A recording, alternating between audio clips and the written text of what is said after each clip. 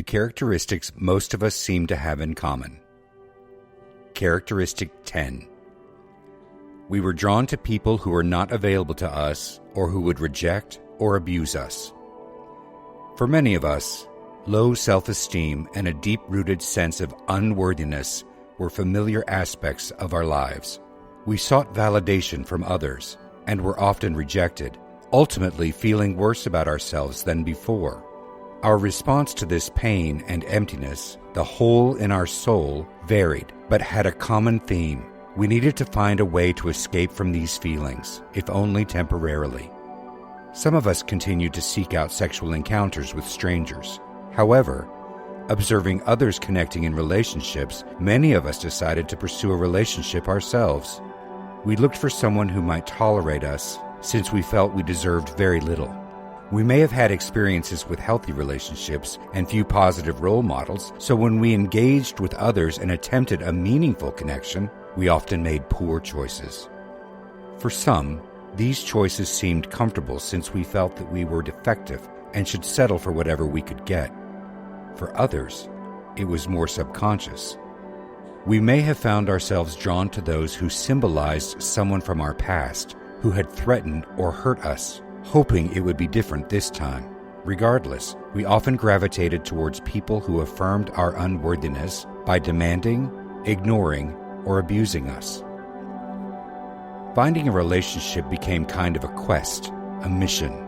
We believed the other person would somehow fix or rescue us, or that we would do the same for them. Many of us felt a powerful attraction to people who were inappropriate in one way or another. If we saw their character flaws, we ignored them. We often felt that only someone with defects would accept us, inadequate as we believed ourselves to be. Perhaps they had visible problems, drug or alcohol use, aggressive tendencies, sexual addiction, a history of infidelities. Those of us who were accustomed to being treated poorly may have found comfort in being abused. Part of our fantasy life enabled us to deny these flaws, glossing over them as just part of the price we were willing to pay to be in a relationship. Another type of inappropriate attraction included people in committed relationships who were therefore unavailable to us.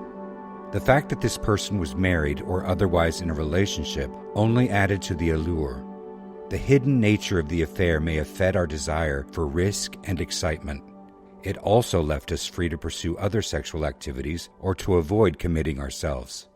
We derived validation from these clandestine affairs, convincing ourselves that if the object of our attraction was willing to endanger their relationship for us, then surely it meant we were worth something.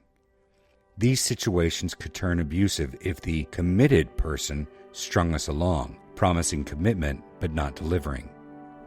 Sometimes the object of our desire ignored us and seemed to be unaware of how much they meant to us. That person's unavailability gnawed at us, made us yearn for them all the more, and led to our creating fantasies about them.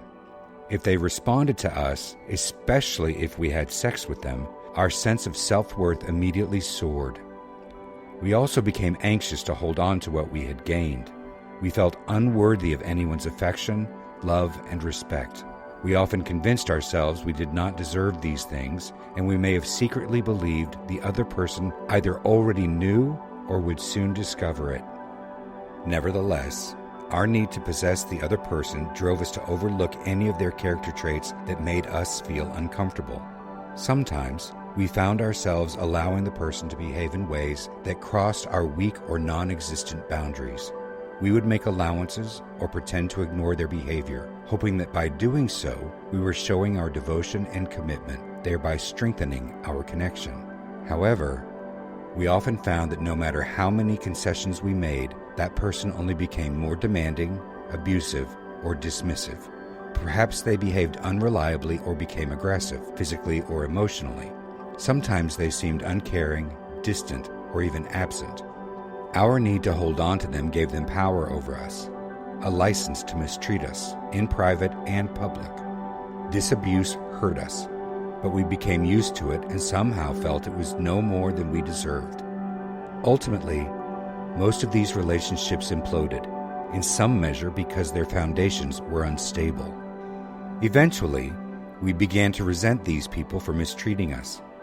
Often, we blamed ourselves for ignoring the warning signs and our lack of boundaries in our desperate quest for connection.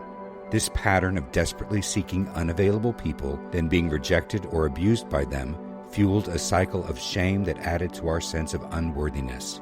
Instead of learning from our mistakes, we found ourselves continuing to pursue unavailable people. We didn't know how to let go of the need for this idealized connection, and we couldn't accept ourselves as worthy of being treated with respect, honesty, or kindness. If we did find a normal relationship with another, it seldom lasted. We sabotaged it when our sexual compulsion resurfaced, convincing us to take the next risk or find someone better. Deep down, we believed we did not deserve happiness.